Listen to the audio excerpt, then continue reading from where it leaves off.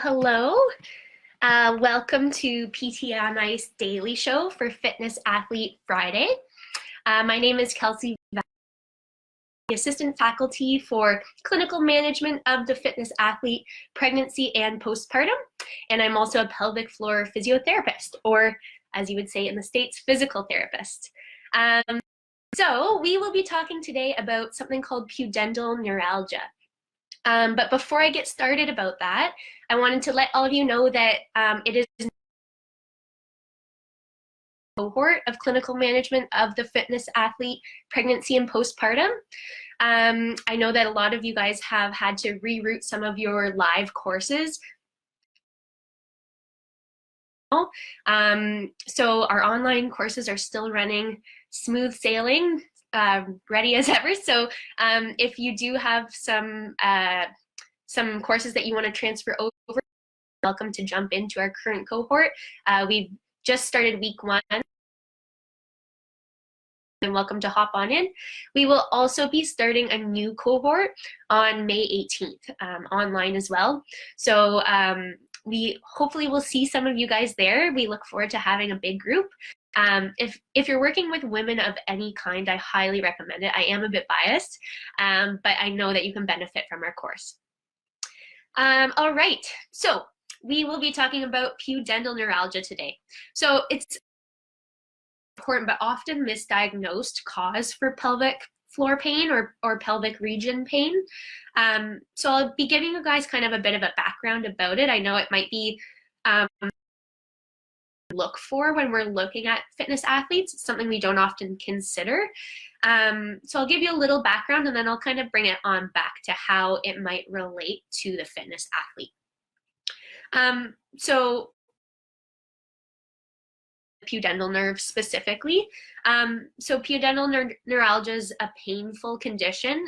It's often caused by either inflammation or entrapment or compression on that pudendal nerve, which we know comes off of nerve roots S2, S3, S4.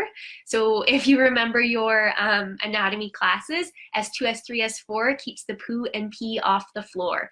So it has motor control to in that region, which will help to maintain our continence. It also has sensory control to the area that nerve root distributes along the saddle region, kind of perineum around the labia. If they're describing pain in that region, it could be related to the pudendal nerve in some way. Not to say that it's always neuralgia, but it could be pudendal nerve involvement. So the pudendal nerve, it comes off of nerve roots in the sacrum, like we know. It comes and travels along the inside of our pelvis, and then it comes and almost wraps around our ischial tuberosities or our sit bone. The telltale signs of someone with pudendal neuralgia is pain with sitting. So many of our patients, so it's often overlooked as a differential diagnosis for pain symptoms. As with any sort of nerve pain, it's going to be quite similar in its presence. Your patient might be using to describe their pain. So it could be a burning sensation, often shooting. It could be stabbing pain. It's usually kind of similar description to sciatic nerve pain. They also may have numbness or tingling in the saddle region, which is related to that nerve. So a lot of my to pregnant women, but I do see it a lot more often in pregnancy. Perhaps their baby's sitting a little bit low. That they call it lightning crotch, which I just think is so great. But basically, it's just this sharp shooting pain that's very transient, and they feel it kind of. They usually describe it underneath their pubic bone, around their labia is their best way to describe it. And it goes, it doesn't stay. And so that would not be pudendal neuralgia. However, it would be pudendal nerve involvement, which I tend to see more commonly during pregnancy. So able to you would have to see a doctor and actually have a pudendal nerve block, a diagnostic pudendal nerve block, in order to see if that takes away the symptoms. And if it does, then that would be one of the essential criteria for diagnosis of pudendal neuralgia. But there's five essential criteria for diagnosis. So in order to receive a diagnosis of pudendal neuralgia. So is obviously having pain in the territory of the pudendal nerve. So like I said, that saddle region, the sitting bones, that kind of area. Pain with sitting, again, one of those telltale signs. So they will have pain in that location, especially with prolonged sitting.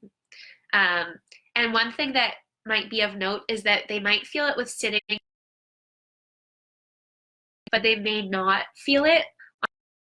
So if they're sitting on, say, for example, a toilet seat, depending on the size of the person, if their ischial tuberosities aren't pressing into that surface, then they might not have the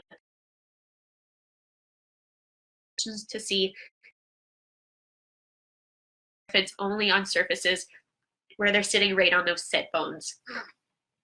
Another essential criteria for diagnosis is that the pain does not wake the patient at night. So they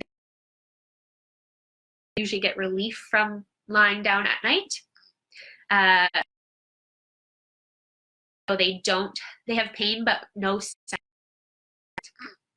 And then finally, like I said, that their pain is relieved by the pudendal nerve block. So all of those are essential, but we also have some kind of complementary the patient might need to kind of justify our diagnosis. So a patient with pudendal neuralgia might have pain with urination or with bowel movements. They might have some frequency of urination issues, so they're going to pee really frequently, often related to having overactive pelvic floor muscles, perhaps, which is common if they're experiencing pain in that region. They're going to tense up those muscles. They might also have urgency of urination just to go without actually emptying a full bladder when they do go. And they might have pain. So we call that in the pelvic floor physio world, we call that dyspareunia. And that pain with penetration, it could happen with sexual arousal, or it could happen during an orgasm, or any combination of those three. So that's another.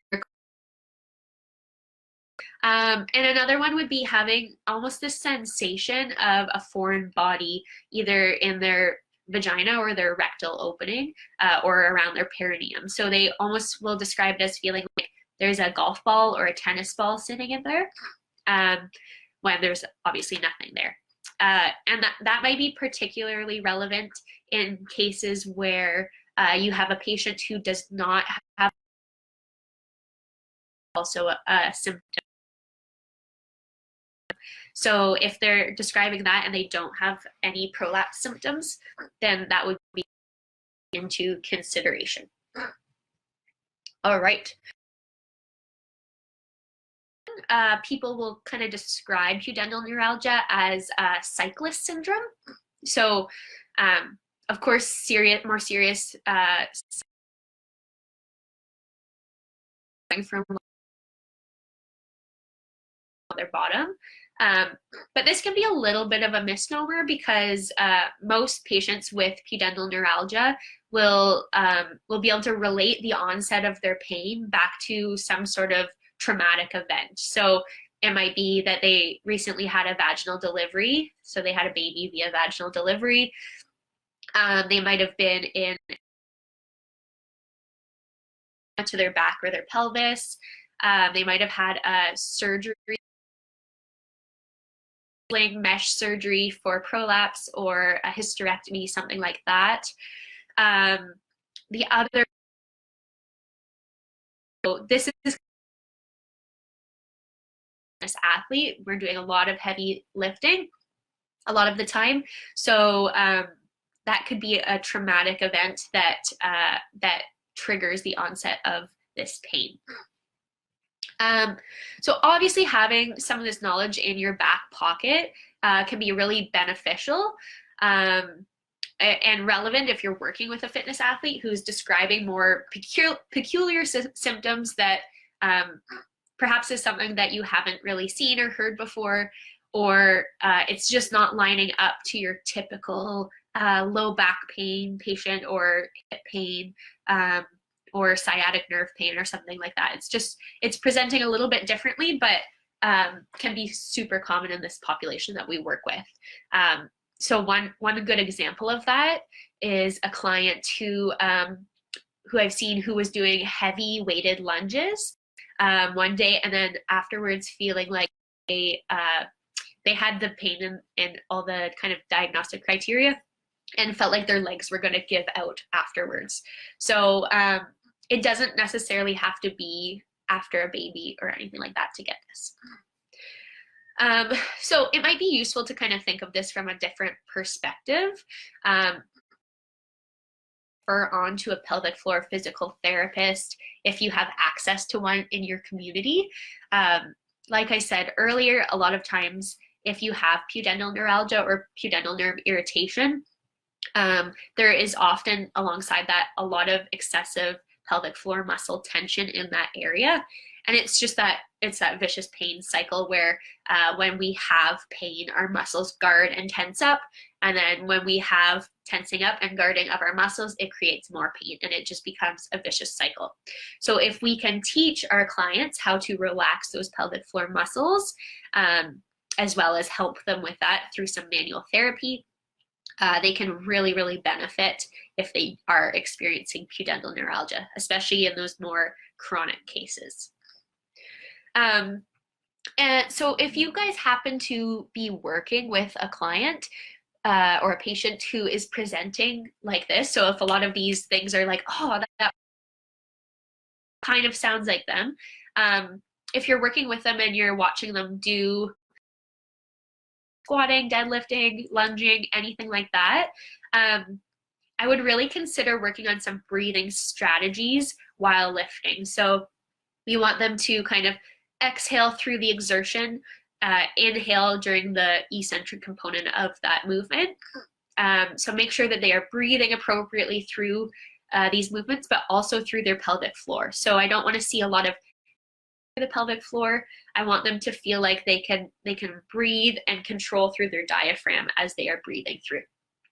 So that's something that I would be working on with those clients. Going into more of a between sets. So if you're, say, working with a barbell athlete, then in between sets, if you get them going into like a deep, I'm going to demonstrate here for those who are watching, a deep yoga squat like this, and breathing into their pelvic floor to help relax some of that excessive tension in between sets. That can be super beneficial for them. And then working on things like graduated return to sitting programs. So often we're doing the exact opposite of that with our clients, where we're working on like a graduated return to running or a graduated return to whatever XYZ movement that they want to do. But in this case, sitting is usually the main problem. So we want to gradually increase their sitting tolerance. So you can start them on a program of 1 minute per day of sitting, and then increase that more and more to offer them other options like sitting on a specific pillow that takes the pressure off of your sitting bones. Anything like that can be really helpful for patients like this. So if you guys have any questions about that, on here, or sign up for our next cohort of clinical management of the fitness athlete pregnancy and postpartum. Remember that we do still have a few spaces left in our current cohort.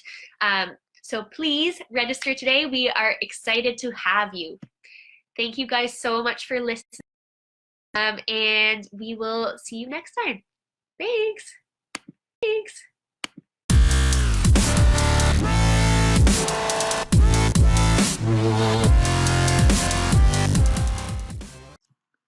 Hey, thanks for tuning in to the PT on Ice Daily Show. If you enjoyed this content, head on over to iTunes and leave us a review. And be sure to check us out on Facebook and Instagram at the Institute of Clinical Excellence. If you're interested in getting plugged into more ICE content on a weekly basis while earning CEUs from home, check out our virtual ICE online mentorship program at ptonice.com. While you're there, sign up for our Hump Day Hustling newsletter for a free email every Wednesday morning with our top 5 research articles and social media posts that we think are worth reading. Head over to ptonice.com and scroll to the bottom of the page to sign up.